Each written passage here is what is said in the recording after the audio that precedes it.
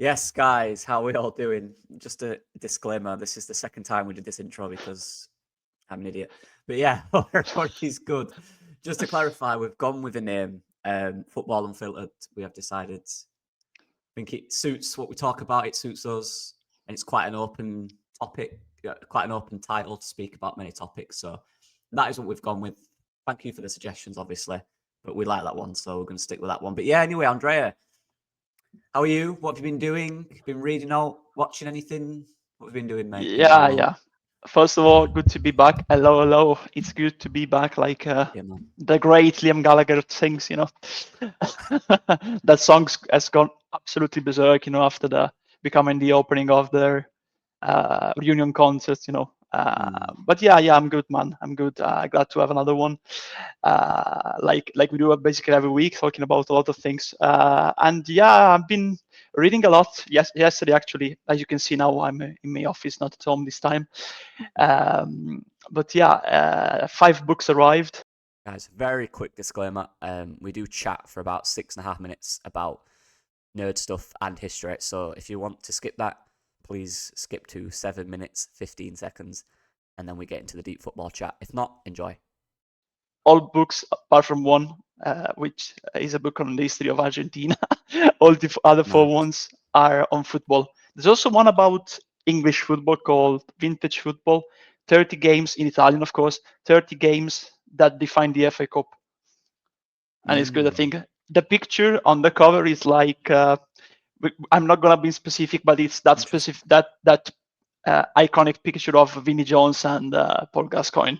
All right, I'm yeah. not gonna say more because I think everyone knows that. But That's a yeah, great apart one. from that, reading a lot. I just finished a book about Lazio Scudetto in 2000.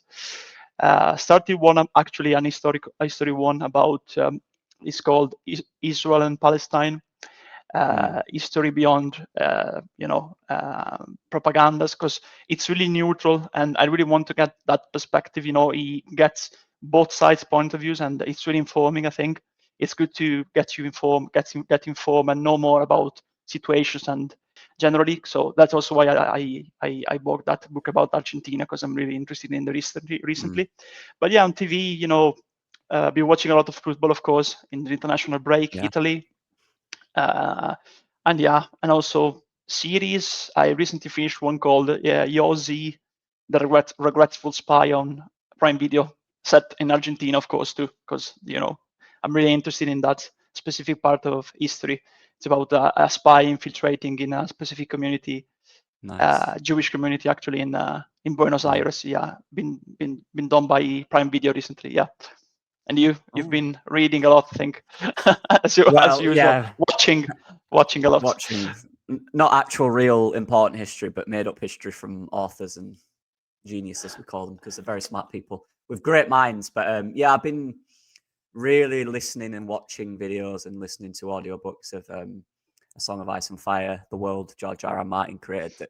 That Game of Thrones is the most famous show, but there's so much history and lore there, and a lot of it obviously isn't directly involved with our history, but there's a lot of parallels with certain stuff that goes on and the reign of kings, how power works, and people trust, love. It's great. There's so much in there. I just absolutely love it. I'm deep in that. I'm watching about I'm listening to a thing now about the Blackfire Rebellion, which whoever knows about that will know. If you don't, you don't.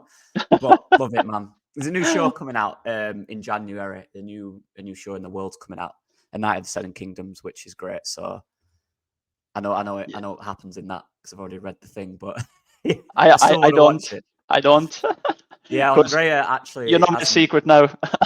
Yeah, Andrea's 5 episodes into Game of Thrones. People, that's his. So Yeah, we need to get him on that because it is yeah, unbelievable. But yeah, yeah. It's been like apart that from that, for 2 years now. But yeah, yeah, I was mainly into Harry Potter and Star Wars growing up. Harry Potter was my thing. A lot of people, many friends, they are really like you too now, into Game of Thrones. Everybody told me, yeah, watch it, watch it, watch it. But I've watched 5 episodes now. I'm grown up, don't have many times to see every night, mm, the series. mm, So I will one day. I will finish it one day. But yeah, I was mainly a Harry Potter guy growing up. mm. Yeah, I was a Star Wars. To be fair, I still am. I love that franchise to bits. I'm just Yeah. I don't Me want to get too. into it, but I've not enjoyed the last few shows. That's all I'll say. Yeah, I agree totally. They're not Star Wars, Yeah. the last few ones. Just don't like it. I don't like the vibe. It's too. Do you know what it is actually? For me, I know we'll get on to football. I apologize, people. Skip to like 7 or 8 minutes if this is boring you. But do you know what it is for me, mate? It's too like, you know. Did you watch the one with the children? I forget what it's called now. That's how much I don't care about it. With the One with kids. children. Yeah, the one of the latest ones. It's with the kids. No, It's all I've kids. watched. Yeah, I watched up to the 7th or 8th. The last two ones I decided Oh, to the skip film. them because, yeah, of the Yeah, films. yeah, You know, yeah. Well, after there's the New Hope. No, yeah, New there's a Hope, TV Return of show. the Jedi. The other ones, I think I didn't watch them after the one after the Return of the Jedi. Yeah, well, they keep releasing TV shows, and I keep not liking them. But anyway, so, no. Some of them are good. Some of them are good. Some of them are. Which Uh, movie? Which movie is your favorite one of Star Wars oh, franchise? Good question. This one. Revenge of the Sith. Yeah, same. Just growing up, that was the age where I thought I was a Jedi. You know what I mean? That I was in that era. You know, where everyone wanted to be Anakin Skywalker or Obi-Wan Kenobi. Yeah. That was my era. That scene, by the way, every time I watch that scene, I still cry, and I'm not afraid to say that. I still cry at that scene. You know the one. Yeah.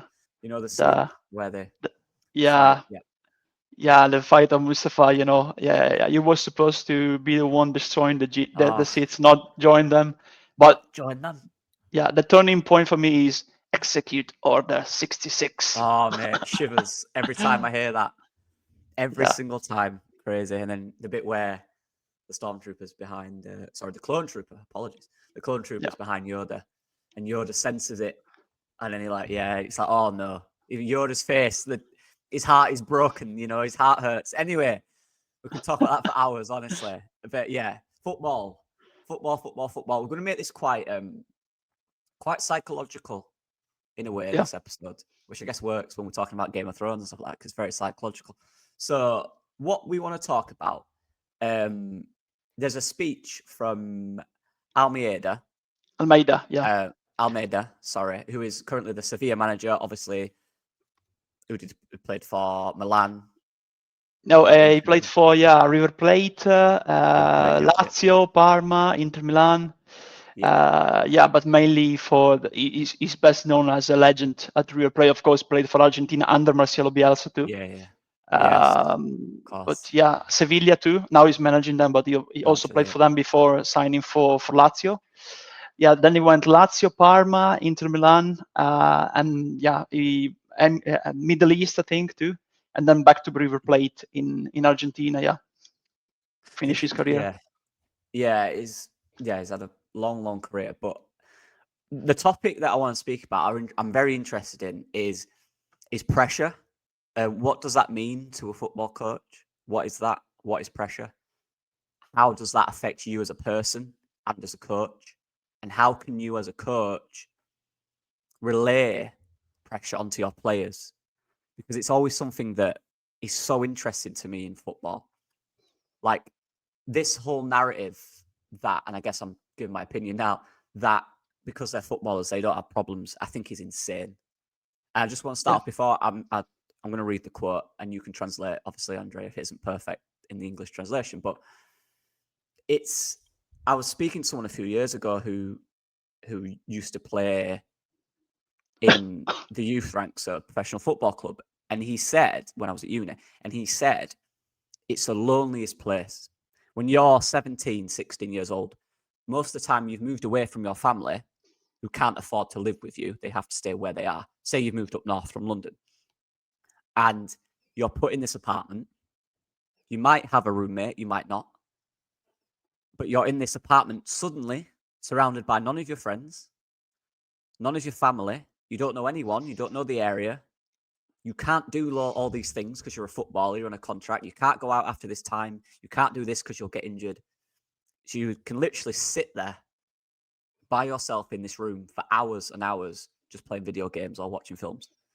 And he said it can be such a lonely place. And if you're not, mentally mature at that age, it can become a really dark place. And you marry that with if you don't make it. So that experience, you're in that environment and you're going, look, right, yeah, I'm on decent money.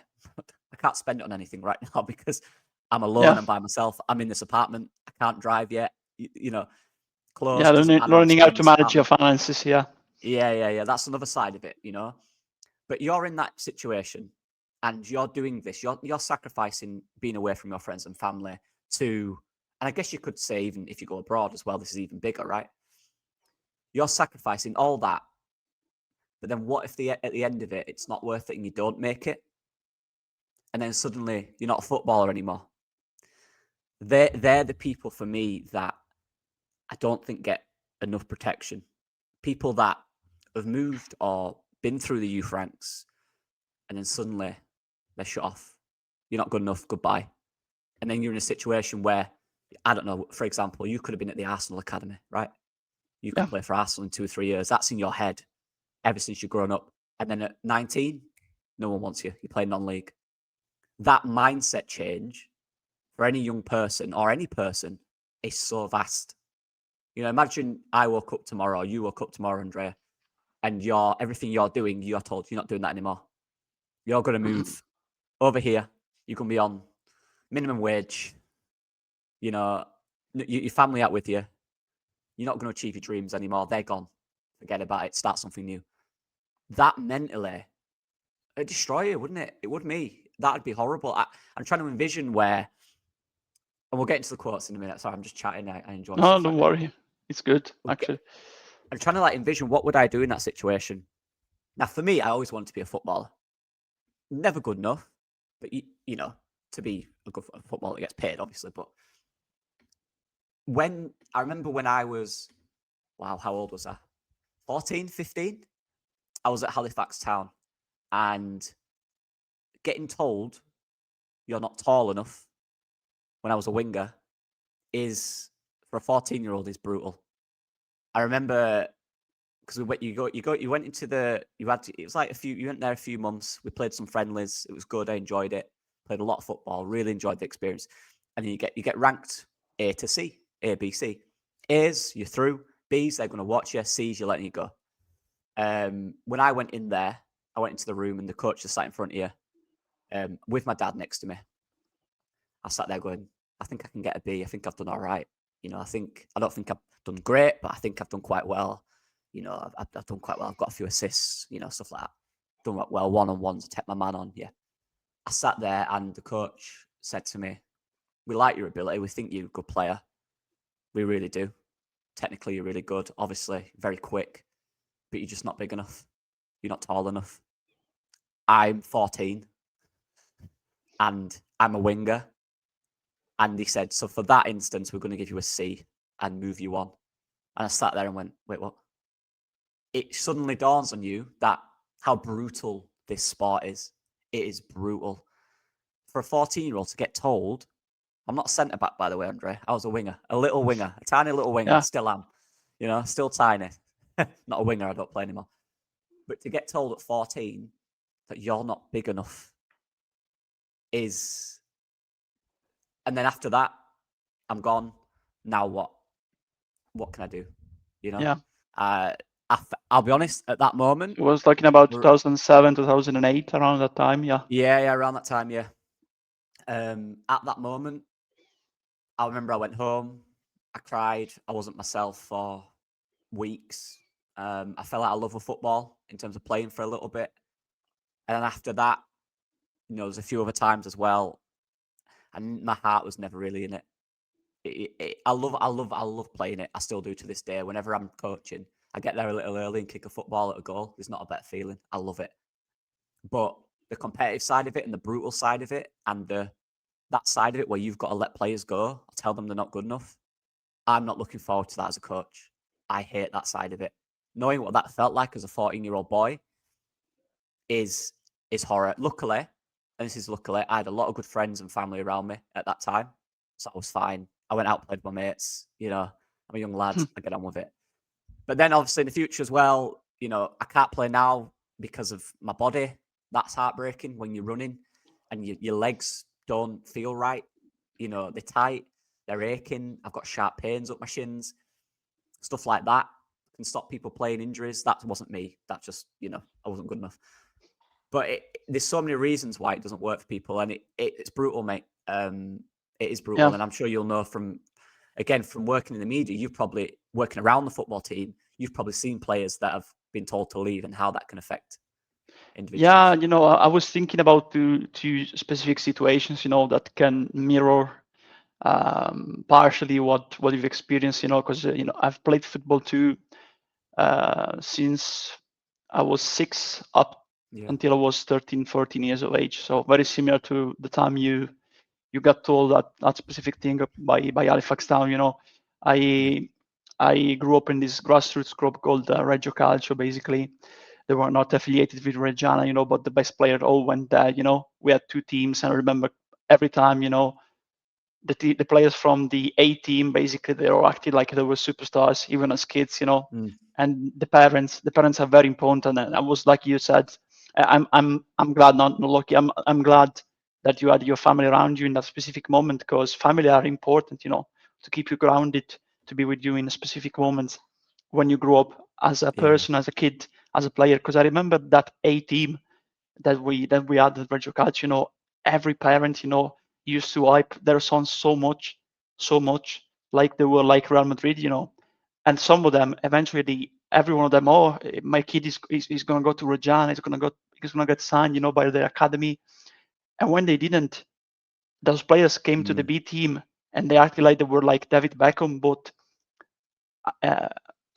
individually, I'm sure they were really, struggling to adapt to the fact that their parents, even the coaches, back then, because it was a very competitive club, were telling them, oh, you're going to get to the main local club around the area, the only professional club around the area.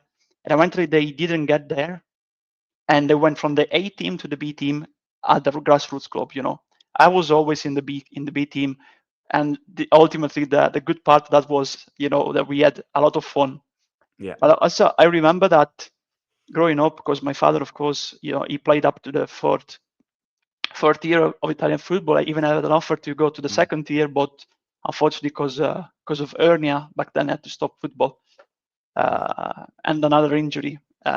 So locally, he was very known because he played a lot of season in the non-league, locally, amateur leagues.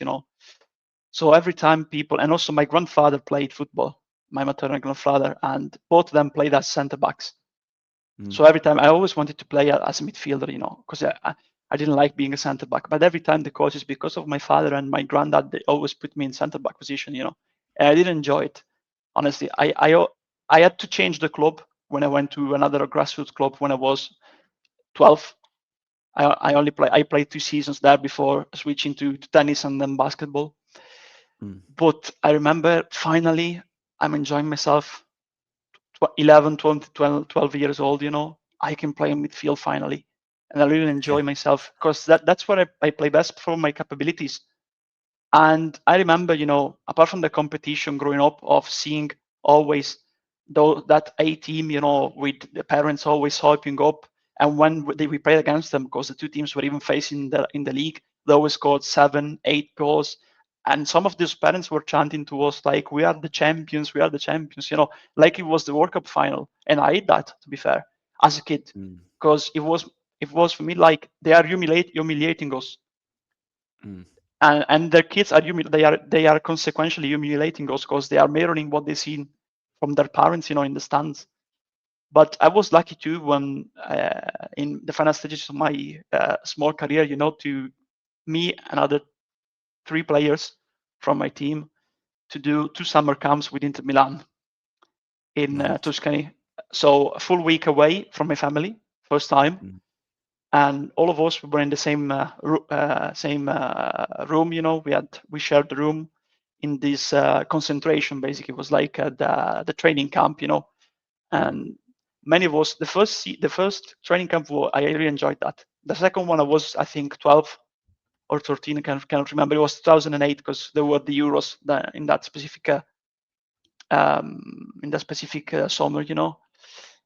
And there you see the mentality, how much it matters, even for young kids, for young adults, because I remember those players were my friends in the daily life, I grew up with some of them, and we got that opportunity together, So they were my friends after that. When we went there, there were other players more similar to the ones that we were facing at home, And I was always a very polite, very educated, very calm. I was not a party animal or something like that.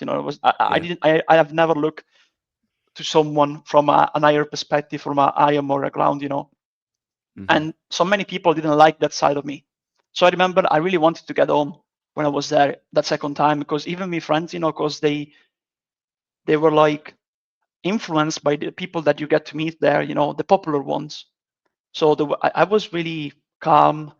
I didn't enjoy, try to downplay another person. Even back there, I am like that now too. But that was really a struggling experience, because I remember every single day I wanted to get home. I was 13. I wanted to get home because I was never enjoying football. Then I even scored a screamer from outside the box in the final tournament. I remember that vividly, because that was quite an event, because I didn't score many goals. It was like a number 6 midfield anchor.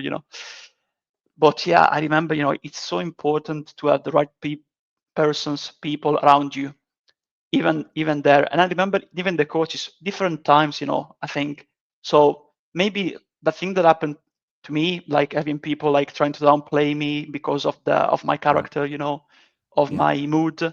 And what happened to you, the Frank, you're not tall enough, you're not staying here. I think that happens maybe, but in a different way right now, because coaches are also more involved in the psychological side of the game.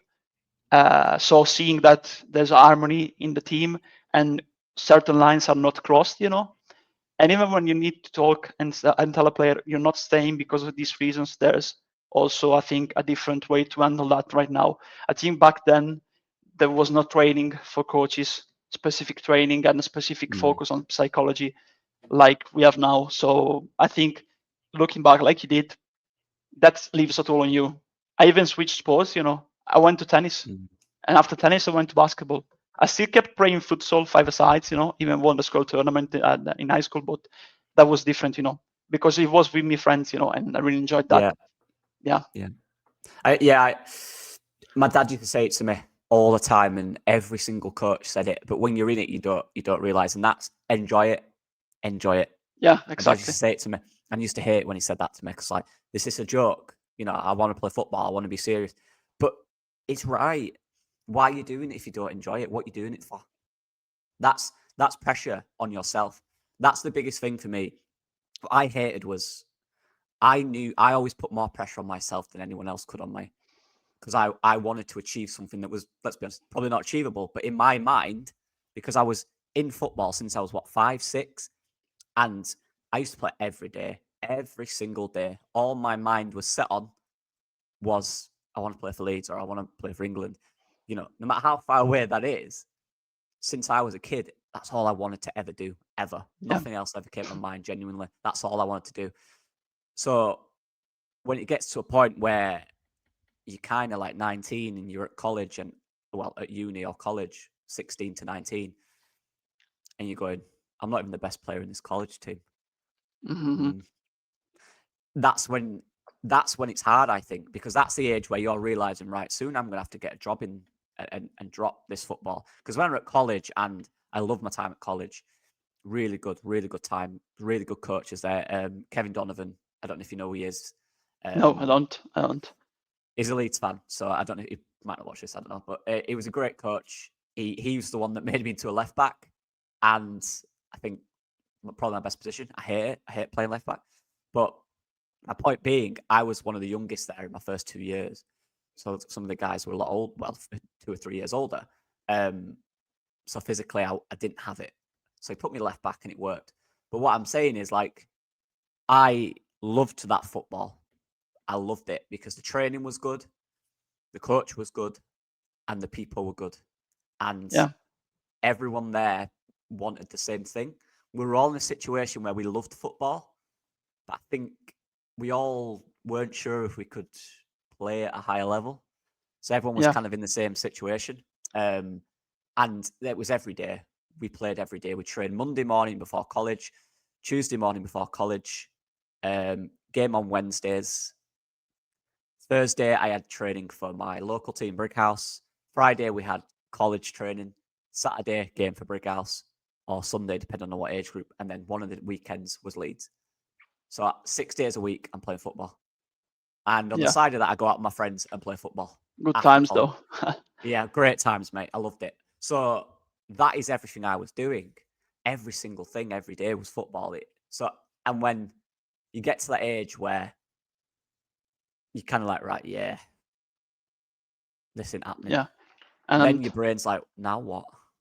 Yeah. You know? And, I remember, I've told you about my personal experience, but I've been also on the other side, seeing that while I was at Reggiana, because at the time, first season after like a Phoenix club, rebuilding, because in Italy, if a club goes bankrupt, you reform a new club that eventually acquires via judicial auction all the badge, the brand, and everything from the other club, thus continuing and restarting like the new club, like Rangers did basically in 2012, when they got demoted to the Scottish third division, I think it was at the time, or second division, I can't remember right now. But yeah, I've been on the other side as director of social media. So we had the league rules of the 14 in Italy back then were that you needed to fill at every time on the pitch, you needed to have 4 under 20 players. So we had a squad with people like veterans. One of them is still at the club, by the way. He's edging towards the record of appearances. Rozio he had signed for the club in 2016, so we're talking about 2018. By the time the club had to reform, so he played basically in the fourth tier, third tier, and now second tier for the club. But yeah, we had him. Other 2 players that stayed from the previous club that had went out, had gone out in the previous season in the semi-finals for Serie B, for promotion to Serie B against Siena. So we had veterans. Even Davide Grassi, I don't know if you know him, probably is one of the journeymen in football. He played in Scotland, in Spain, in Malaysia, in Greece, all over in Germany, all over the world. Basically, played for Aberdeen too. Once. Now he's working for Pinizzavi, a football agent, one of the most famous football agents. So we had those veterans, but we also had a very young squad on the other hand. So we had players that for the first time they were signing for a different club, and it was their first professional season in football after finishing like the youth football period at Chievo Verona, Venezia, the Serie A and Serie B clubs. So maybe when they arrived, they felt like, oh, I was about to get to the first team there, but now they've sent me out on loan to the third tier. What does it mean for me? What does it mean for my career? So I remember there was the center back Cigagna, very professional, already more mature than the others. He was born in 1999, so he was like, at the time, I think he was like 19, 18. So yeah, very professional. And listen to the veterans because, he was more mature than the others.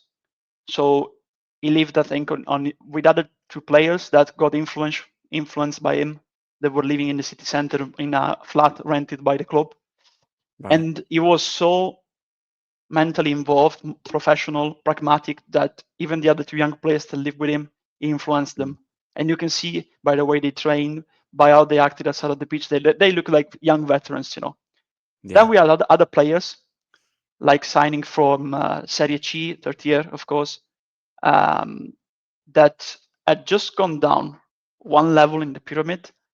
They were living in another flat, but mentally they were still kids, like thinking about partying, like, oh, I've signed for one of the biggest clubs in this league. Like I'll have 6,000, 5,000.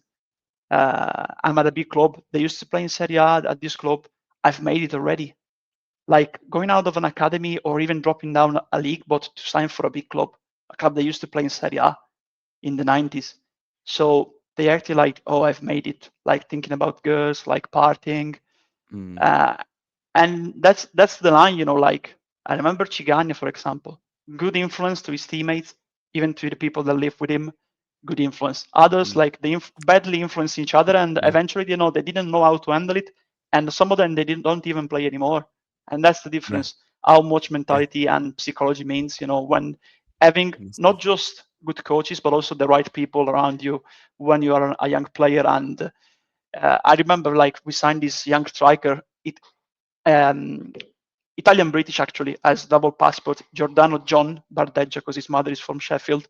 Actually, he Nice. was so shy, so shy. There's also on YouTube an interview that I did with him for the club channels when I was asking him about his life, his interests, his hobby, and he was so shy that he kept answering like 2, 3, 3 words, even talking about Sheffield United because he supported Sheffield United basically because his granddad played for the club, I think.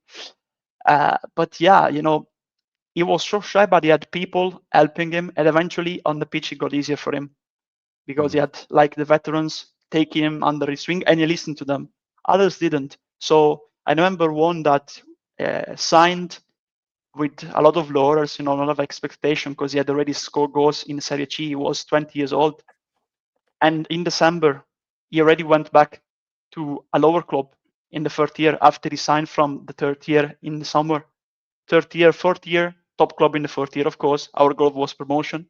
And in December, we had already sold him because of his attitude to another club, because he was not going on time to the trainings. He was not.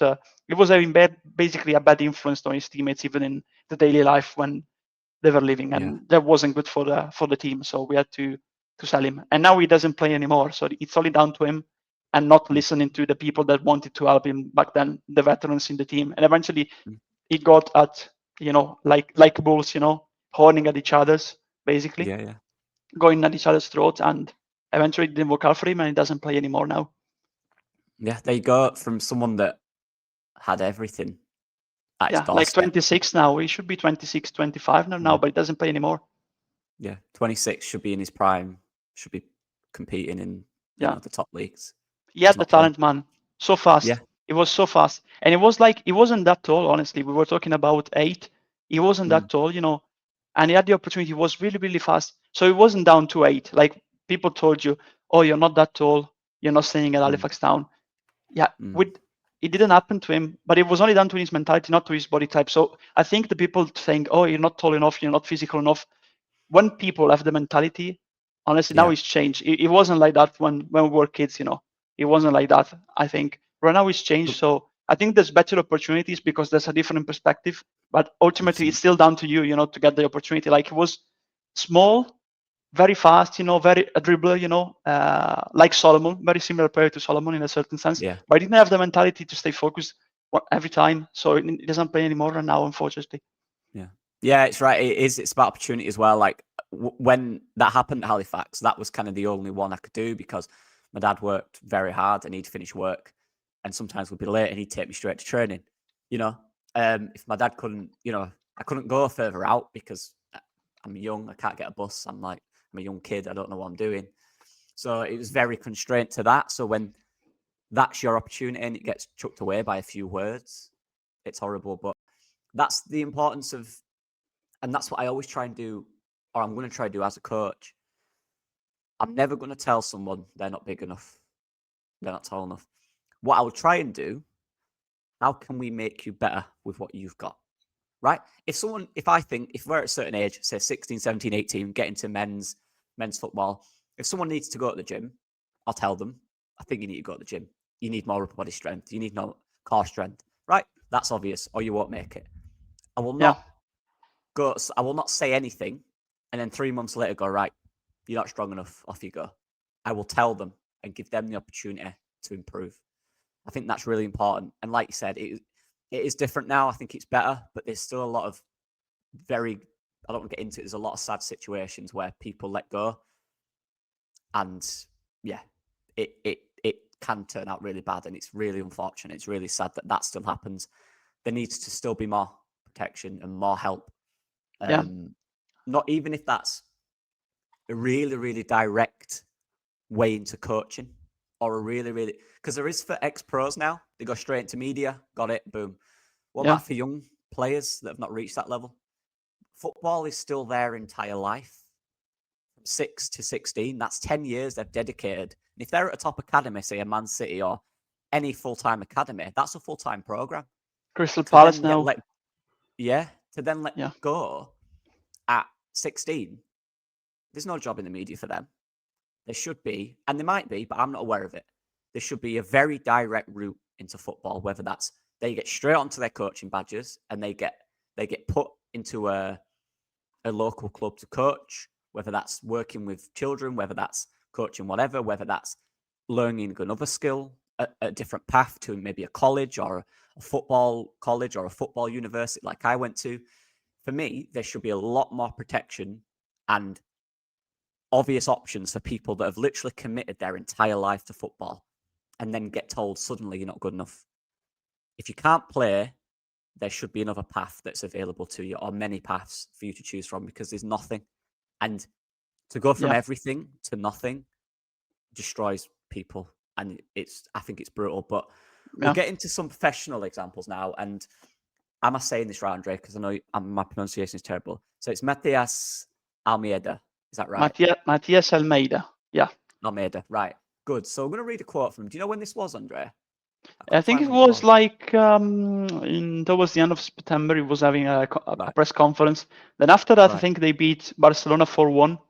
And there's also now the speech of him speaking at halftime, like, we haven't beat them for 14 years, I think. Sevilla hadn't beaten Barcelona. So he's like telling them, I believe in every one of you.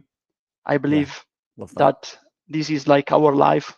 This is our moment. This is the time to create memories, like at halftime. And they beat them 4-1, I think, recently. Right.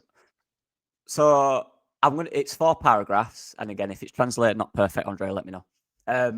So we'll do each one and we'll have a little discussion on each one. I hope you guys are enjoying this. I know it's different, but we wanted to spend a lot of time on this topic because I think it's fascinating, and we could obviously probably spend about 5 hours if we did. And important, really important, very important, really important. Yeah, too. 100%. I agree. Underrated. So, massively, 100%. Especially in today's you know what it is as well. Sorry, there's so much. Social media is massive. That there's so much information, there's so much opportunity there for me. There's so much space for people to tell their stories. Social media is filled with rubbish. If we could just filter it or something, so people can tell their stories and people can reach out to these people and hear them, that'd be much better for me, because there's so much rubbish out there, and there's people that actually need help and just want guidance. Obviously, my expertise and your expertise predominantly is football, so we're talking it from a football perspective, but this is the same in any industry, I guess you could say.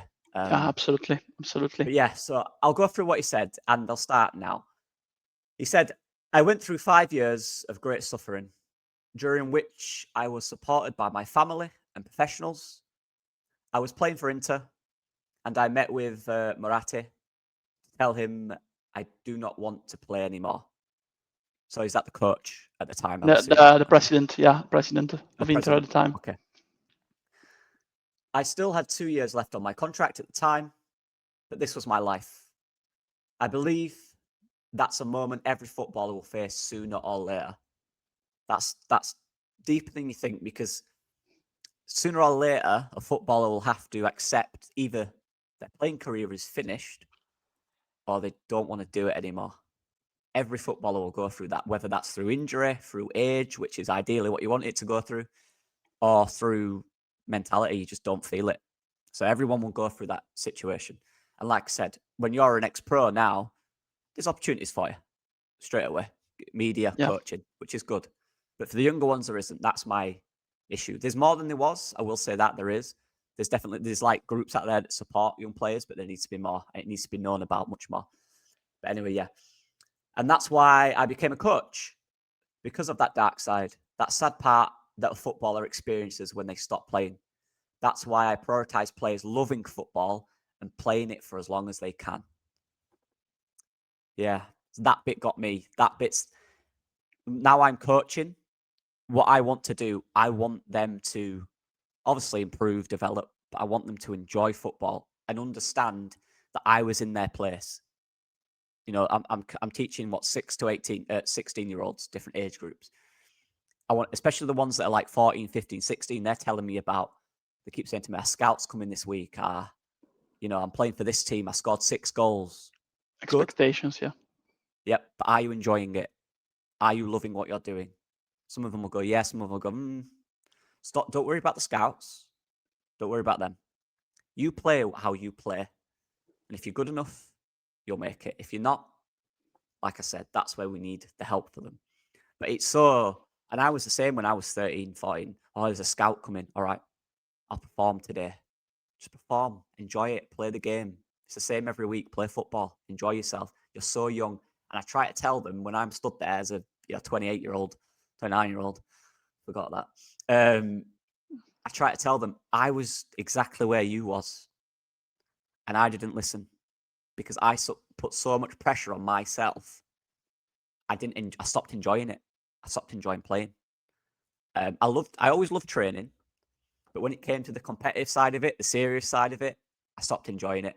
My motivation just went, and I didn't know why at the time, but now I do. I put too much pressure on myself in every moment of the game. If I made one bad pass, I was fuming. Why? Just get the ball again and make a better pass next time. That's what I always say. So, yeah, I don't just want to just add on to that, Andre, before I go into Yeah, absolutely. Just to add something about what you said recently, the last part of what you said, it was a kind of slightly different for me because I get you, like, is a scout coming? I get that part, really, because there were people focus on that. But looking at how we grew up, like I said before, when I was playing as a kid, as a young adult, we're talking about the range of age range like 12, 13, 14, all that I wanted to do was like, I didn't care about the scouts. I didn't care about, making it pro or anything. I just wanted to like hear people saying, oh, he did well, Andrea did well. Not like he did well like his dad. That's what I wanted, because I didn't like the fact that people were like comparing me to him, because I was my own player. I was my own person, and I still am, It still happen at times. Really different persons, we work in different parts of the football industry. It was a CEO. I've always been in the media side, completely different. But people still say like, oh, he's the son of. No, I've shown what I can do. I've done my career. I've made my own path, and I'm a completely different person from him. So that's what I don't get, honestly.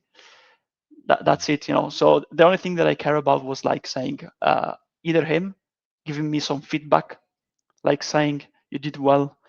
But yeah, it was always very direct or frank with me, not in a negative way. I'm saying this, but like very, how can I explain this? Like very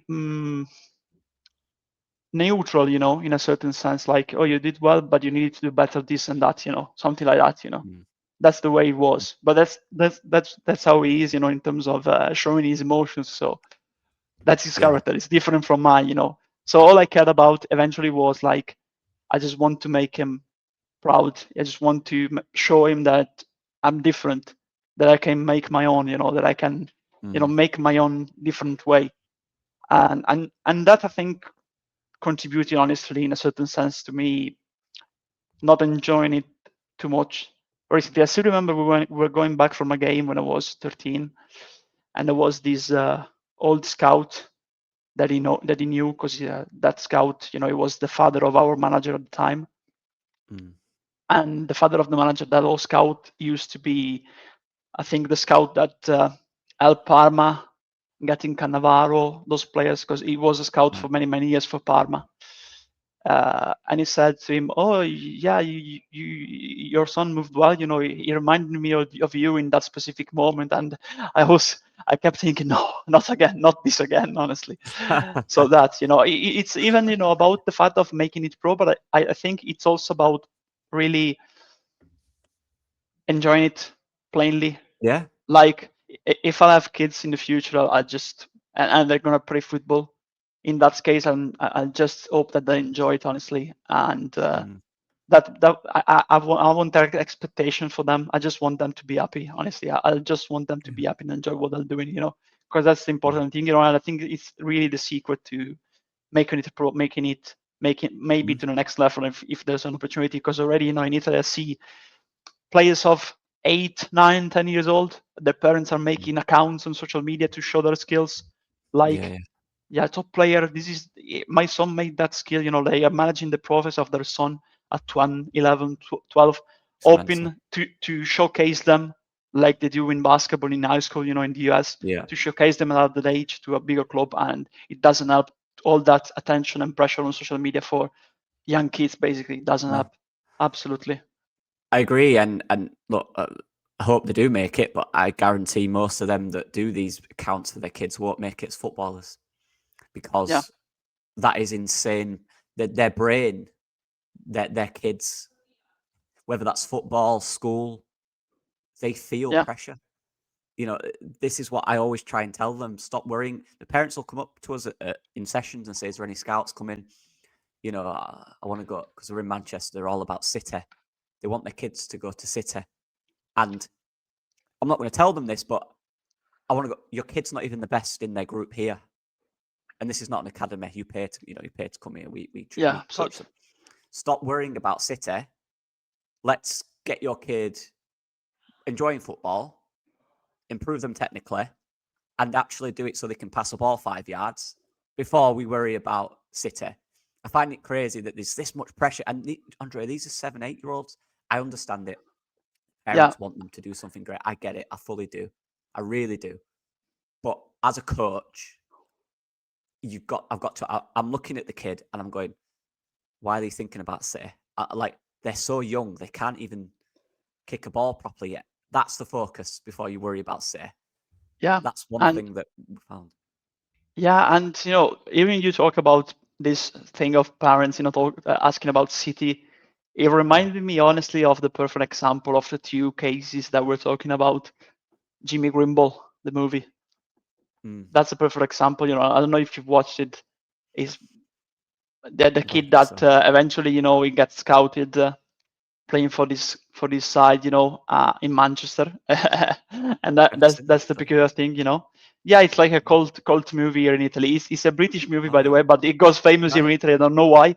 Basically, right. he gets scouted for the school team, basically, and there's this other guy, that is that saying because is that played for Cure Alexandra, and he boasts Right. about playing for Cure Alexandra, and he says, "Oh, my dad played, he used to play. He has connections. I'll go to City on United one day." And then you have Jimmy Grimble, working class, Yeah. shy guy, and eventually he's better than the son of the ex-pro. In the final game, um, you know, you see the difference of the son of the ex-pro pushed high pressure, and eventually the ex-pro plays bad in that game, or assists the Jimmy Grimble, because he becomes altruistic, selfless.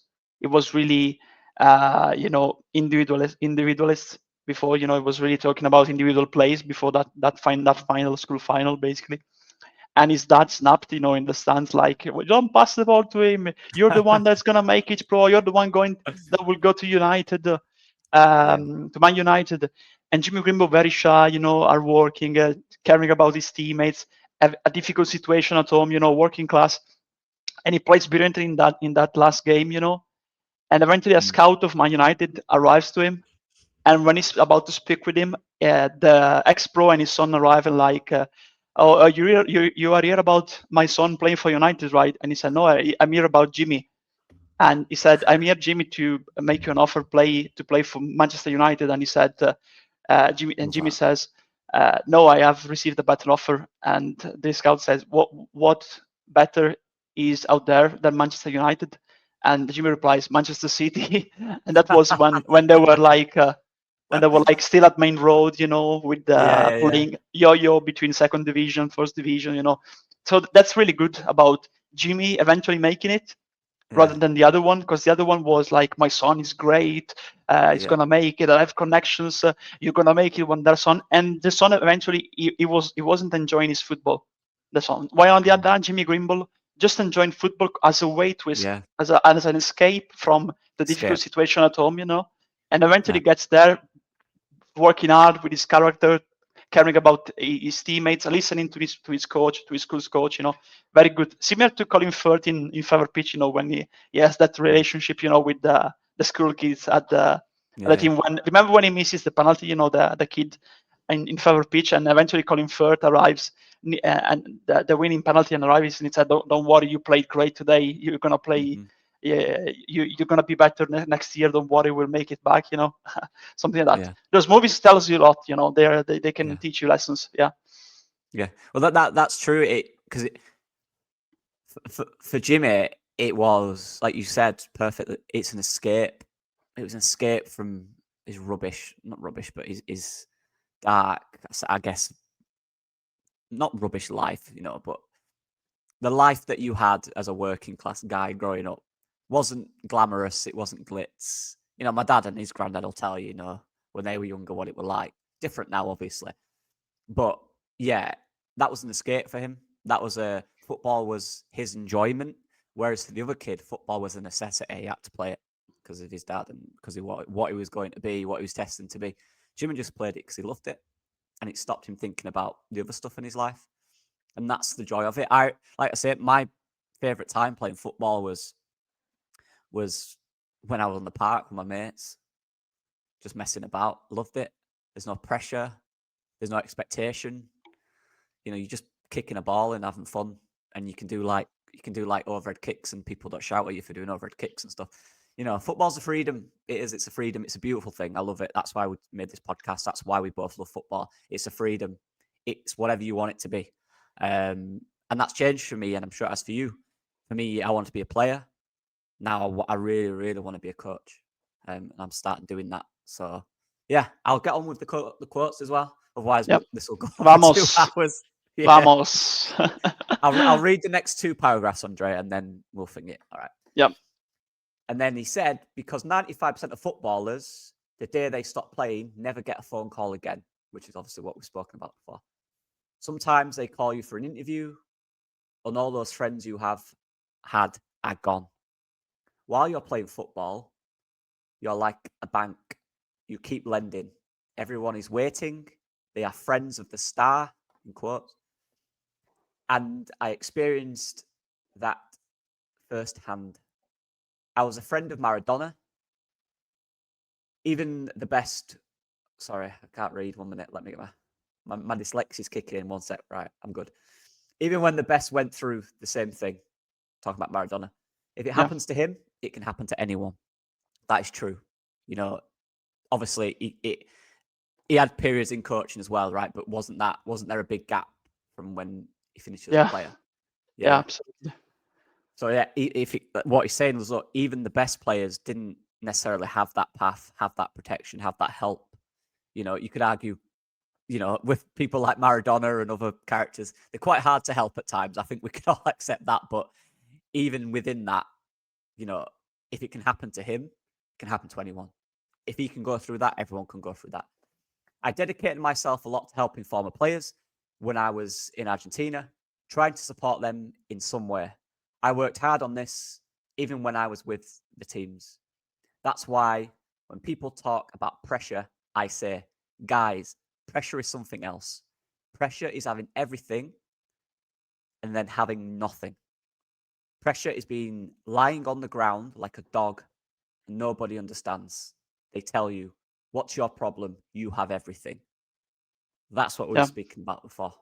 This idea that they have everything. I think the fear is having everything. The fear is then having nothing, right? What if all that everything is gone? That's pressure. I think that's what pressure builds up. I don't know if you want to add on that, or should we continue? Yeah, I think he's spot on, because he's speaking from experience, of course, Almeyda, because he's been in a bad place. And luckily for him, he had a few friends. I know for sure Leila Dani, former player, now commentator in Italy. He loves River Plate. He's a River Plate fan because of Almeyda, because he went to live with him during the dark times of Almeyda. He went to live with him. He's Italian, Adani, from my same town, by the way. He went to live with him in Argentina. So he was there for him when he needed his friend, when Almeyda needed his friend, he was there for him. And he's saying, like, everyone was a friend before. After he had bad moments, in his career, he only had a few friends there for him, and he was one of them. And he's speaking from experience, because I think when you are in a bad place, And I think every one of us can have had probably in the past, bad moments. I think it's normal. As Leeds fans know better than everyone else. Leeds, Indeed. especially in the anthem. I think one of the reasons that I got so Mm. touched growing up with Leeds, apart from reading about Leeds, watching Leeds, and eventually getting in love with British culture, was, and we've had our ups and downs. Mm. You can really mirror your life, the good moments and bad moments to Leeds United, and I don't think there's a better club to describe those moments than Leeds, because we were on top, then hit the ground, and then went back up, but really struggling. We a lot of a roller coaster, and life is a roller coaster eventually. There's good moments, bad moments. There's moments when you really trust people and they turn out to be not they turn out they are different person to what you talk about them. They talked about them. Mm. There's moments where some events happen in your life and you had certain things, maybe stone walls, like certain things in life, like I said, really things that you were attached to and they change maybe, and then you don't have those certainties anymore, and you need to reprogram your mind Mm. because your mind is facing new maybe demons or challenges. And I think these are normal when certain events happen in your life. I think it's normal to face Mm. difficulties and challenges. It's not an instant process. It takes time. Yeah. And talking about football, like you said, you can even the best people, they are in the job that me and you probably, like you said, we dream of. You coaching me, getting back, to doing some Mm. media for a club. That would be brilliant. Honestly, I enjoy Mm. what I'm doing now, by the way, but that was on a different level. That's a friendship that Mm. I made. Yeah. But yeah, recently we are talking about Almeyda manager. I really want to remember Matt Beard, another manager. Yes.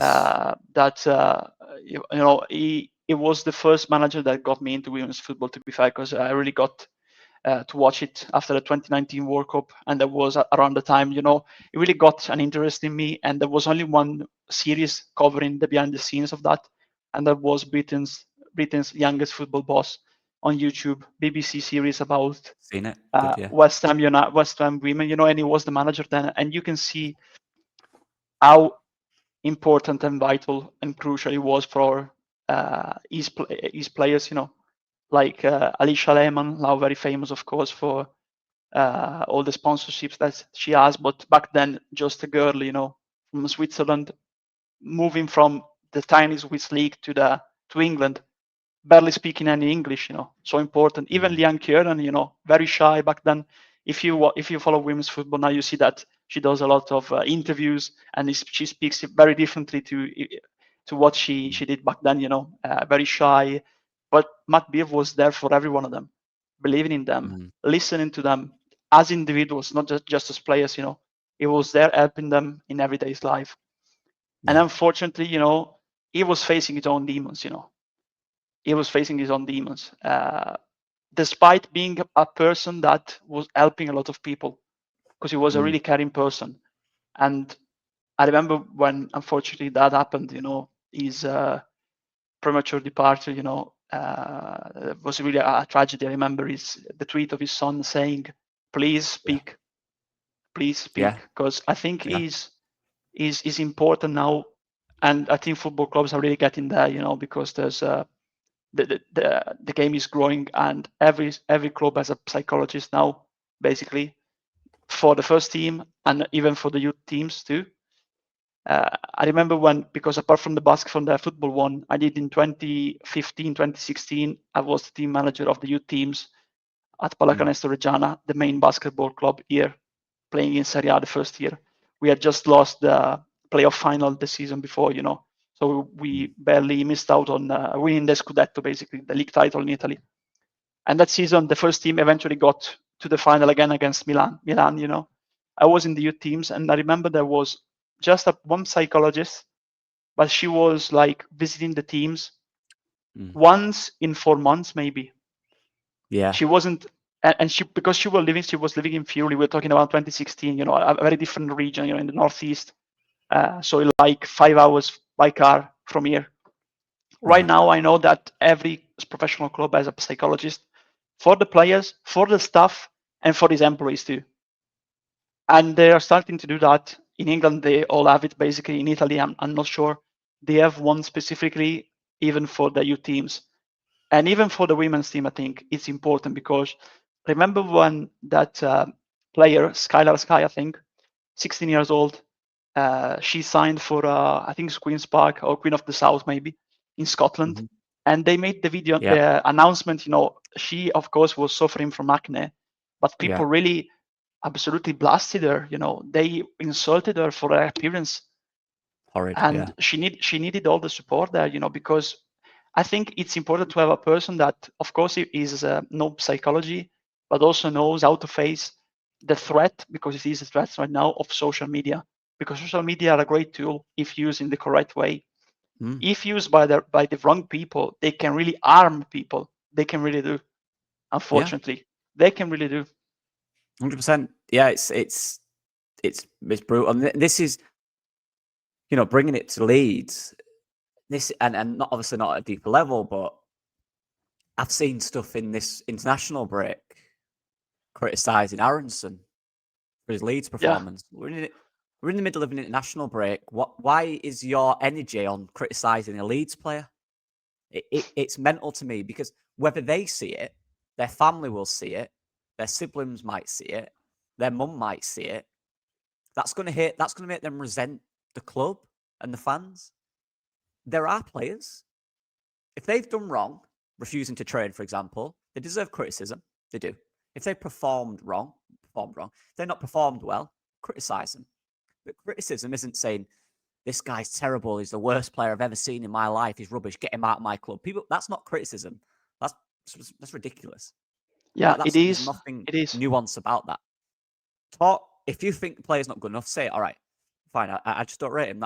He's just not for me, right? Whatever. And say why. Yeah, explain why. Explain why you say this. And it's like, okay, I disagree, but fine. But then stop there. Every single week, people have to reinforce that I hate this player, I don't like this player. We get it. Relax. You know what, man? It's like, go on, mate. Sorry. Yeah, finish. Don't worry. I was just, it's just jarring to me. It just criticize the player and end it there. You don't have to keep criticizing the player every single week. If you already said what his weakness is and he keeps doing it, you're right. You don't have to keep reinforcing that and then getting more aggressive and more. He needs to get out of our club. Has he broke the law? Has he been racist? No. He's just not your type of football player. And it's the same, man. When players have to go off social media, why should they have to go off social media? It's pathetic. I don't like it. If you're criticizing a player, do it fairly, explain why, and leave it at that for me. Yeah, absolutely. And I don't think it's even in the category of criticism. I think it's just online trolling, and that should be regulated. Honestly, regulated, because there's a pattern in there. There's a pattern in that specific thing. It's that the majority of profiles posting memes or even going too far, because I've seen comparisons of Farke with a certain German dictator in the past, when we were doing bad last season or the season before when we lost the playoffs online. You see there's a pattern there, It's always people with faceless accounts and fake names. Maybe there's names, but me and you, we are here talking about it with our faces, when who we are. And I think it's too easy, because other people's, if they were in this place, talking with a camera, or even, tweeting and typing with their face on, they will never say that. They will never say that. They feel free to say that because they feel immune, because they say, oh, I'm using a fake name, maybe. I'm not using my real picture, my real face. So it's like a different world to them eventually. It's like it's like a completely different dimension, like the metaverse, that where they feel there's no laws and they can say whatever they want. We've seen people, slagging off players in a very bad way, then walking up to them in person and trying to shake their hands, So Mental. It's mental. For me, it's the same. I like the real world, honestly. I think the social media world is a good way to express feelings, to interact with people, to do media, basically, to inform yourselves too, if you know how to handle it. But even the amount of fake news we're seeing today, it's mental. And honestly, the messages, the insults, the memes, they go too far a lot of times, and there's no regulation for that. There's no regulation for that. Sometimes, in certain occasions, maybe if there's racist comments, rightly the authorities get involved, rightly so, because you're crossing too far. You are insulting a person, or even I'm not necessarily saying the authorities, even the social media platform blocking you because you are not respecting the terms of use. But in other occasions they don't intervene, and I think it's not right. It's not right. I'm a person that if you insult me, I don't care. Honestly, I honestly don't care. I couldn't care less. But there's other people, because I say you will never say that to my face, and I've never insulted someone else, so I don't really know what an insult is, But other people feel free to say whatever they want, because they're thinking that, like, oh, I'm immune because I'm not using my real name, I'm not saying it publicly, so I'm like immune, and that's not right, because you're basically venting your frustrations to someone else, and it's still a person. It's not like a player you're using with a joystick in a video game. That's a real person, It's like, oh, you want a player you're using in FIFA because maybe you're making a bet fast, and it's down to you eventually because you're managing the player with the joystick, but a real person is a different thing, Yeah. No, mate. I'm playing Barcelona on FIFA at the moment, and for whatever reason, the game's terrible. Yamal can't dribble. I'm not going to tweet Yamal and say you're a terrible dribbler. Not only would I be the most wrong opinion in football, but that'd be ridiculous. But people probably are like that. But this is it. I always value, would I say it to his face or her face? It's as simple as that for me. Look, if I'm doing a tactical breakdown on what I think Leeds can improve, right? Would I say that to Farke? If obviously I'm in a role with Daniel Farke, I wouldn't just in the street just put Farke, watch this. You learn something. You'd go, who are you? But say I'm working at a football club and Daniel Farke is the manager. Everything I do or say, I put pride in myself that I would say that to the manager. If I'm in a role to do so, obviously, know your place. If I'm an assistant or I'm a coach of him or a coach developer of Daniel Farke, would I say this might be better? Or I'm an analyst, would I do that? Yes, I would. And to save the players, if I think Aronson could improve this, I assure you, if I'm in a position to do so, I would tell him to his face, you need to improve this. I think you need to improve this. I might not be right. I'm not saying I'm right. It's my opinion. So when people compare Farke to certain historic dictators or really bad people, would you, to his face, do that? You wouldn't. Yeah. You would do nothing Exactly. of the sort. You'd shiver, you'd shake, and you'd shake his hand and go, can I have a picture, Daniel? That's what they'd do. Pride yourself on your morals, whatever they are, that's up to you. But for me, everything I say online or on this video, I would say to that person. That's just me, though. People are different, and that's whatever. Yeah. But there's another quick one I want to address too, because maybe I don't agree with all his opinions, on football, but they're just football opinions. Adam Pope, for example, on the podcast they do for the BBC, he criticized. He didn't criticize eventually, he just pointed out his opinion on Okafor, at the Wolves game. And there were some people online saying, like, he criticized Ramazan, he criticized Okafor, criticized Nyonto. There's a pattern there. No, he's just criticizing players. You are targeting, accusing, under the radar, basically, not even directly, they're just tweeting. There's a pattern there. He criticized other players too. Aronson too. Last season, It's all the like, time. yeah, This week. exactly.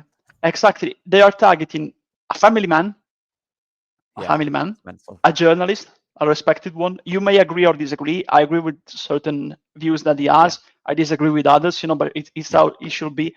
Even not saying plainly, because they're saying under it, like, there's a pattern there, accusing him of something that he hasn't done.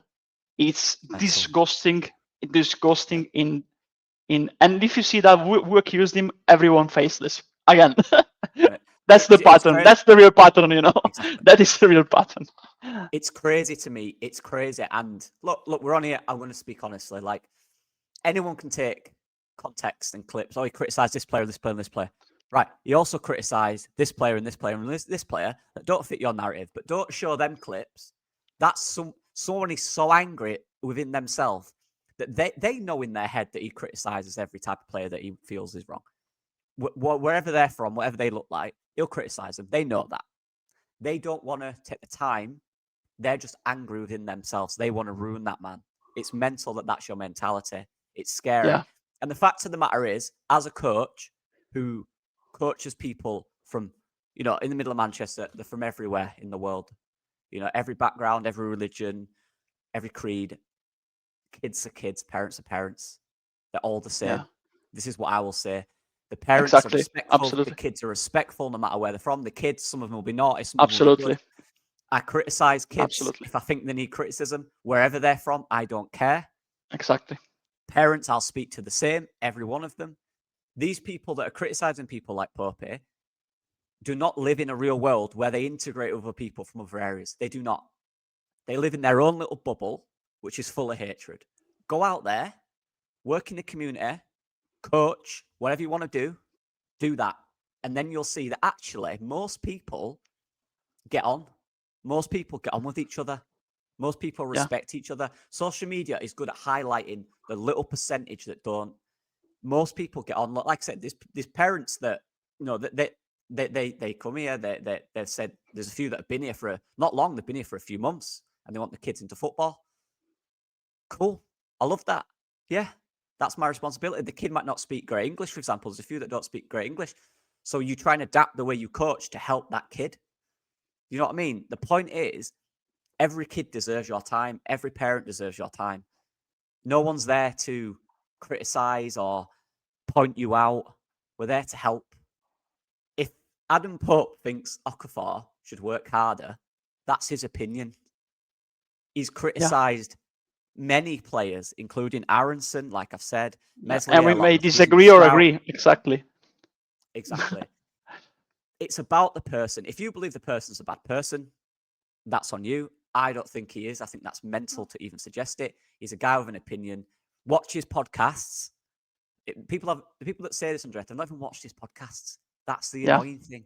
They've just found this clip and gone, oh, yeah, he can't say that. Say what he wants. Watch his podcast. And then people will go, all right. Yeah, fair enough. It's so frustrating that so many people, and this goes for a lot of people out there who call Farke racist because he didn't play a certain player. Go into the real world, become a coach, and put yourself in them situations. Put yourself in front of a player that isn't performing as well in training as another one, and then see what the situation is. It's so easy to criticize a manager for not picking a player and then just call him this and that. Put yourself in that position. See what happens. When you're faced with the situation, mind-boggling. Do it. It's hard, right? And obviously, I'm not working as a coach at a club. I'm working for a company, so I don't have decisions on who plays on a Saturday, who's putting it in on training, right? But these kids from, like I said, every background, every religion, and every one of them, at the end of the day, they give me a fist pump, they shake my hand, they say, thank you, sir. See you next week. Fine. I'll criticize them in the session. They don't, if I criticize a certain player, they don't go, oh, sir, you're this, you're that. Because I explained to them why I'm saying it. And it's the same for everyone. So, yeah, sorry, a little rant there. It annoys me. No worries. People need to get out there. It was needed. And integrate into their local community or other communities and find out that most people were just the same. Especially at football. That's my experience. I don't know about life, right? But in football, everyone just wants to enjoy. When I was at uni, mate, we had people at uni from, let me think, we had people from Cyprus, Eastern European, Africa, the Caribbean, Ireland, Wales. Probably had completely different beliefs, right? Yeah. Different thoughts on the world. But when the team, everyone got on, everyone was friends. We went out together. We enjoyed, meals, drinks. Yeah. The training was great. No one fought each other. it was a community and it was a team. And this is the point. Every footballer, and this is what people try. Oh, this footballer hates this footballer. They probably don't. They probably get on. You know, there's. I don't want to get the stuff with Solomon last year. Oh, he Yeah, probably I was hates him. thinking about that. Yeah. I assure you, everyone at Leeds United loved Matías Solomon because they're there to play football. They respect each other. They respect their difference of opinions and their thoughts, and they're there to play football. And they're all good people at the end of the day. That's why we won promotion. That's why we went up with 100 points. That's why we're in the Premier League. You can't do that if there's discourse in the team. So that's all I want to say on that. Yeah. You got anything to add, Andre? No, just that I remember that very vividly. Because some tweets came from the same people now, talking about Pope in that way. But last season tried to create a division when we signed Solomon, for example, saying, "Oh, we have Muslim players; they won't welcome him." Guess what? We played Israel yesterday, Italy versus Israel. There were Mohamed Abu Fani and Hanan Khalaili. There are two players that play for Israel, and they are Muslim Palestinians growing up and play for the Israeli national team. So they're even in that team, they have Jewish people, Druze people like Bibras Natko in the past, and Muslim people. So eventually you need to value people, persons, eventually. Like you said, you grew up with, even in the university, I grew up with people I know people from Morocco, people from Albania, people from Lebanon. I know people who are Jewish, for example. In the end, is about good people and bad people. I don't care about the nationality of someone. I don't care about the faith of someone. I just care about good people and bad people, honestly. I like good people. I don't like bad people. And that's the only difference I make. That's the only difference I make. All the other differences, I don't care about them, honestly, to be fair. The only difference for me should be about a good person and a bad person, regardless of everything else, Yeah, 100%. That's it, mate. Yeah. And yeah, people just, whatever. We can go on talking about for hours. Respect each other. Yeah, respect each other. Yeah. Appreciate each other. Get on with it. But anyway, right. We're going to have a little bit of, not fun, but we're going to have a little bit of a light-hearted discussion. And I'm going to ask Andre a question, and I'll answer it as well. What football manager / coach influenced you the most, Andrea? Well, I think Do you want me to go first? Or... No, I can. Right. Don't worry. I was looking for a quote because I remember that when I read this book, back in the day, I think it was around 2018, 2019. I also took a part of that book because I think it was really influencing. But I posted on my Facebook like 7 or 8 years ago, so I was looking for that. But yeah, the easy answer for me should be Marcelo Bielsa, because that's, I think, the most common answer to be. I know what he gave me in terms of emotion, how we should live football, to be fair, beyond trophies. What matters the most, the best trophy is the love of the people, influence in everyday's life in a club and in a town. But yeah, I know that is an easy answer, I think, for every Leeds fan. So this time I'm going for Johan Cruyff. Honestly, I didn't see him manage, but I've read this book. Honestly, My Football, I think it's called. I think My Football, My Life, maybe in Italian. I think it's Il Calcio, la mia vita. Let me see if it's correct, because I can't remember. It's autobiographic, basically. My Turn, basically. My Turn, the autobiography in English. Yeah, it was really eye-opening, to be fair. Eye-opening, especially in the bits when he talks about how he turned around the mentality of Barcelona, and how he was always so frank. Basically, when he signed at Barcelona as a player, he was doing frankism, so during the right-wing dictatorship from Francisco Franco, El Caudillo, after he gained power to a coup in the Spanish Civil War against the Republic. He reigned, I think, not reigned, he controlled Spain from 1939 to 1975, I think 76. So even in the final years when he was already dead, I think before the transition to democracy, there was still, people in government loyal to him. I think he's like a right-hand man. Like I remember Carrero Blanco, for example, that the ETA, the Basques, targeted him. So yeah, it was a really complicated political situation. And when he signed for Barcelona, basically in the Camp Nou, that was the only place where Catalans could express their identity and speak openly in Catalan, because of course, now that it is called Football Club Barcelona. Back then they had to change like Club de Football Barcelona in Spanish, Castellano, basic Castellan, the main, what we call Spanish, because it is called Castellan, Castellan. But yeah, when he arrived there, he understood the mentality. Barcelona, he became a leader, but not a leader like, let's do it my own way. When he was a player, like, he arrived, look around him, so what the people of Barcelona were like, and then he became like an adopted Catalan. Even his son, he grew up in Barcelona, Jordi Cruyff. Became a manager too, eventually. And what he did at Ajax, what he saw at Ajax, the teachings of Rinus Michels, for example, and the mentality of Ajax, he transferred that when he became a manager, after being a manager at Ajax, to Barcelona. But transfer that by adapting it to the local mentality, and it turned around completely the history of the club. Now they're still playing the Cruyff way. They always look for a manager. Always. Going back to Guardiola, they always look for a manager with the mentality, the same principles. Like La Cantera, it turned La Cantera around, La Masia. Absolutely. They are still abiding by the principles that Johan Cruyff instilled in them, and that's mental, to be fair, honestly. And another thing that I like about him in this book is when he talks about Ajax in 2010, and it's basically, says that there are club officials that only care about themselves in the club and not about the sake of the club, and he calls them a fifth column. I really like the honesty, to be fair, because he really transfers you that. People. He fell out with a lot of people due to his honesty. Yeah, exactly. Yeah. What about you? You know what? I was going to say Johan Cruyff, mate.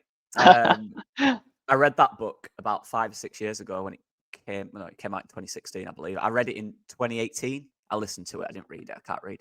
But I'm going to reread it, listen to it. Now I'm in a different area with football. Maybe I'll understand things more. But just the way in which I've got another answer as well. There's loads, to be fair. And we'll have a different show in the future where we talk more about different coaches and stuff like that, because I love this stuff. But yeah, Johan Cruyff, just the way in which, obviously off the pitch, but on it as well, the way in which he plays is evident in the modern game, always, just as much as it was so long ago. It's exactly the same now. It's adapted, it's changed, but his idea of Johan Cruyff was all about space, right? That was one thing he always emphasized: space. Where's the space? There. Go there then. Pass it there. Now where's the space? Go there. Keep the ball, find the space. And it sounds so simple, but then it was revolutionary. Where's the space? Football is space, right? That's what it is. Football now, against low blocks or against possession-based counter-attack, where's the space? That's what we'll exploit. That is the idea of, that's what Cruyff brought into it, working with space. How can we work with space? And just everything about him, and obviously he fell out of a lot of people, which is funny, because he was very strong in what he believed in. And if you didn't believe in what he believed in, he questioned it, because that's what he believed in. And he was right to do so, because the ideas he believed in are still there now. They're still influencing football now. So he was right, But yeah, you've already spoke about Johan Cruyff. And yeah, absolutely. If anyone's not read about, like you just mentioned there, the history of it, but forget the football side of it, off the field and all the stuff that he went through in that side of it, it's so inspiring and just like crazy as well. It's crazy all the stuff he went through. It's really interesting guy, interesting character, and a true revolutionary for modern day football. Yeah, revolutionary. And I feel like everyone knows who I'm going to speak about. You mentioned him. El Loco. Kind of a protege, not directly, but speaks about him a lot, speaks about him highly, and that is Marcelo Bielsa. you know, for me, at the time when Bielsa came into Leeds, that was a time when, I just dropped out of college. Not sorry, I completed college. I didn't know what I wanted to do with myself. That was a real time where I knew football was done. My body was hurting. I weren't feeling it. I went to work at a supermarket. I was a bit lost. Didn't know what to do. What do I do? Uni was never in my brain. And then Bielsa came. And at that time, I was completely different to what I am now. I have to clarify, completely different. I was one of the people like, who's this guy from Argentina? Looking at his career. Oh, he gets sacked quite a lot. That was me. I'm not afraid to say that. Then I went to the first game against Stoke. And I was sat there with my dad and my mate Adam. I just looked at him and went, what have I just seen? 3-1. Dominated. Depressing. Click. Player that got sent off on loan last year. Samu Saiz, inconsistent. What's he playing like? Calvin Phillips. Who's this? Liam Cooper. Like, I couldn't believe what I'd seen, Andre.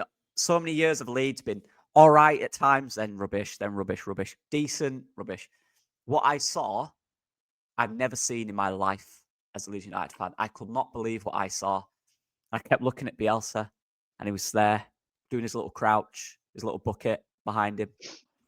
It weren't a bucket at that time. I think he had something before he got the bucket. The coffee. Yeah.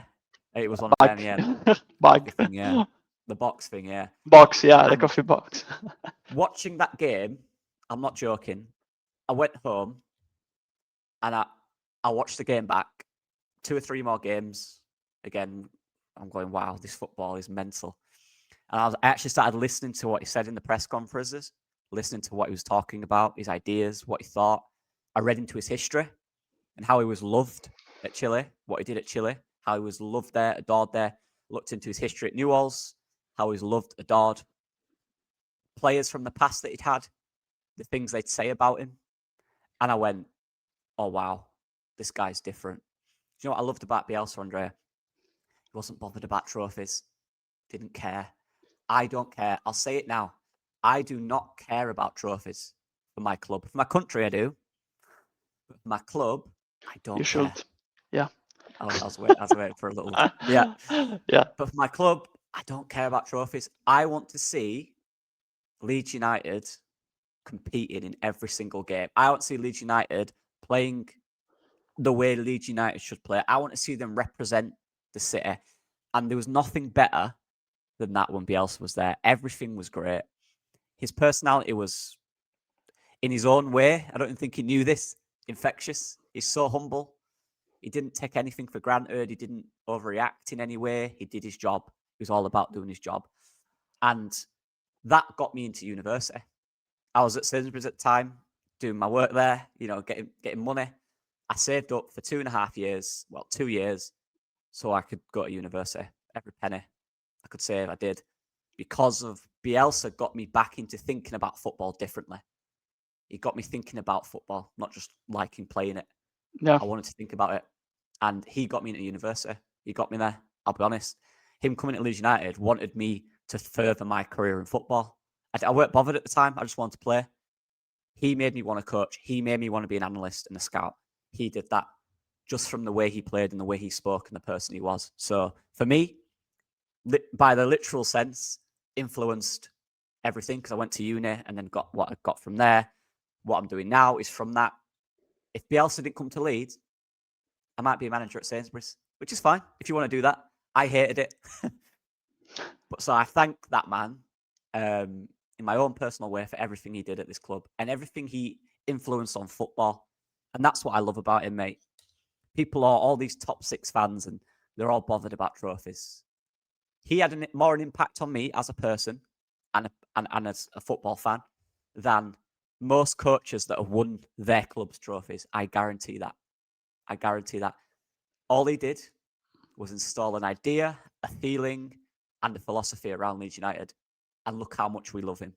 He's adored more than I'd say 90% of clubs that have won trophies with their managers. Yeah. Probably bar Mourinho at Chelsea, Sir Alex Ferguson, maybe Arsene Wenger. But even at the time, they wanted Arsene Wenger out. You know, Yeah. apart from them three, no one has impacted, especially in this country. I don't know about others, obviously, more than someone that hadn't won anything. Sorry, has not impacted the club more than Marcelo Bielsa. I'm convinced that. Even to this day, Yeah. Andre, we all love him to bits. All absolutely Absolutely. adore him. Absolutely. So yeah, that's And my one. yeah, I agree with that, because apart from Cruyff, Bielsa has been monumental for the emotions mainly and restoring the Leeds pride, honestly. The It feeling, was yeah. like the second coming of Reeve, honestly. Rev Reeve, I still haven't figured out the correct pronunciation, yeah, I don't know. Yeah. I think there's Rocco, in his book about Revisons, Yeah. that he clarifies that, but I've forgotten, the correct one now. But yeah, I think the most important thing about him is his legacy.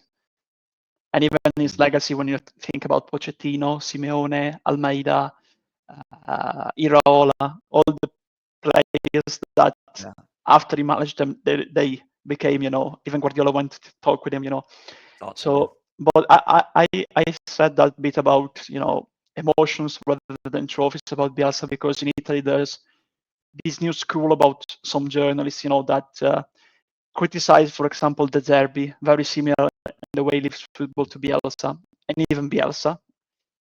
Him and Bielsa, they criticize them because they say, oh, they play well, but what? What trophies have they won? I want to say that Bielsa won the gold medal at the Olympics, by the way, for Argentina. In 2004, he did. Yeah. He got Athletic Bilbao, and we know that they only play Basque players, to a Copa del Rey final and a Europa League final. And that's not the current one. They didn't have Nico Williams. They didn't have Unai Simon. They had San Jose, Iturraspe, Ariola was there, I believe. Iraola, Llorente, Yeah. Aurton Ekste, all the old guard of Basque players. It wasn't an easy task. Toquero, Aduriz, those players. Yeah. Yeah. We could speak about Bielsa for hours, and there'll be other discussions where he'll come up, but truly influential in what he did. And look, he got us promoted, but apart from, he didn't win us anything. And I don't care. I don't care that he didn't. That's not important to me as a football fan. He win us the championship. Yeah, he did. He won us the promotion, of course. That one. Yeah. But still a trophy, yeah. That doesn't matter to me as a football fan. I don't know if that's just me. Top 6 clubs, people watching this, if they are any, they'll be squealing. What do you mean you don't want to win trophies? I want my club to win trophies, but I'm not bothered by it. As long as we're good and we're always doing, I just want Leeds to be in Europe. I want to feel a European night. Yeah, Europe. That's my goal as a Leeds fan. I would love that. That's my dream, genuinely. If I get to that level, I'm happy. If we're consistently competing, we're playing big teams again, that's my goal as a Leeds fan. Trophies is a byproduct of it. I'm all right with that. The journey is what I enjoy. That's why right now, although it's not perfect, I'm enjoying the season. I am. I feel good. I can't wait for the game at the weekend. I think we're going to be competitive. I think we're going to show what we've got. I'm looking forward to it. But that's what football is about for me. It's about the journey. The result is the result. You win or you lose. You had a great day. You had a great journey. That's all I'm bothered about. But yeah, I have to go to work again. I keep saying this at the end of every show. I don't know why. I'm already here, so anyway. Yeah, I'm already in my office, so. Yeah, but thank you, everyone. It's a slightly different episode. Like I said, we don't want to make these the same every week. We want to have different discussions. And if we have a discussion on a topic, it takes an hour. That's the way it is. We had plans today. We had to cancel most of these topics. But I enjoyed the discussion, mate. I thought it was excellent. Always. Really enjoyed it. Excellent, yeah. So yeah, thank you for everyone. Let us know in the comments if you like this style. And yeah, who you guys as well? Let us know in the comments. Your manager, who influenced you most? Probably Bielsa. I'm assuming if most Leeds fans. One quick one too. I want to thank for the comments of last week, because I saw that maybe some people disagree or didn't understand my complete point of view. But that's good debate. I really enjoyed debating in the comments. So thank you for that, because that's what we mean about when we talk about debate. Healthy debate. So thanks for that. I want to say that. Absolutely. And there is some good suggestions that I've wrote down. We'll put them in some other shows. So thank you. And any more suggestions, as you know, we'll speak about anything football now, as we've explained today. So yeah, put them in the comments. And thank you for the support. We'll see you guys next week, and see you later, guys.